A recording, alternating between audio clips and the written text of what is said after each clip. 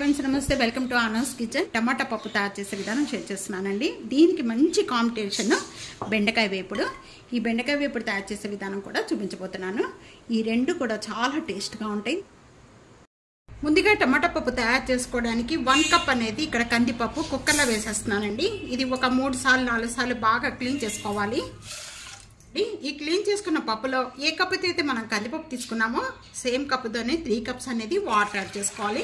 Table spoon oil add చేస్తున్నాను. టమాటాలు, అలాగే 2 పచ్చిమిర్చి, ఇక చింతపండు, టేబుల్ స్పూన్ పసుపు ఇవన్నీ యాడ్ చేసిన వెంటనే ఇవన్నీ ఒకసారి బాగా కలిపేసుకుని కుక్కర్ మూత పెట్టేసేసుకొని 4 విజిల్స్ వచ్చే వరకు కూడా కుక్ చేసుకోవాలి. పప్పు అంతా కూడా ఈ విధంగా బాగా మెత్తగా అయిపోయిన వెంటనే కూడా పప్పు గుత్తితో మెత్తగా చేసుకోవాలండి. అప్పుడే దీంట్లో మనం టేస్ట్ సరిపడా సాల్ట్ యాడ్ చేసేసుకుందాం. 1 table spoon red chilli powder add చేస్తున్నాం. పప్పు అంతా కూడా బాగా మెత్తగా మెదుకున్న పప్పులో మీకు పప్పు అనేది గట్టిగా కావాలి అనుకుంటే ఈ విధంగానే తాలింపు పెట్టేసుకోవచ్చు అండి. కొద్దిగా పలుసుగా కావాలి అనుకుంటే కనుక కొద్దిగా వాటర్ యాడ్ చేసేసుకుందాం.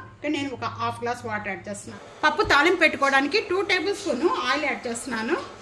డబ్బులు ఈ విధంగా కచ్చిపిచ్చిగా నూరుకొని ఒక ఎండుమిర్చి, ½ టేబుల్ స్పూన్ మెంతులు, ½ టేబుల్ స్పూన్ జీరా, ½ టేబుల్ స్పూన్ ఆవాలు, మీడియం సైజు ఉల్లిపాయ ఈ విధంగా వేగిపోయిన వెంటనే కూడా 1 pinch ఇంగువ యాడ్ చేస్తున్నాను. కరివేపాకు, కొత్తిమీర కొంత కూడా దీంట్లో యాడ్ చేస్తున్నామండి. దీంట్లో యాడ్ చేసుకున్న వెంటనే కూడా మూత పెట్టేసుకుందాము. కుక్కర్లో కొద్దిగా వాటర్ యాడ్ చేసేసుకొని ఈ పప్పులో కలిపేసుకోవాలి. పప్పు రెడీ అయిపోయింది.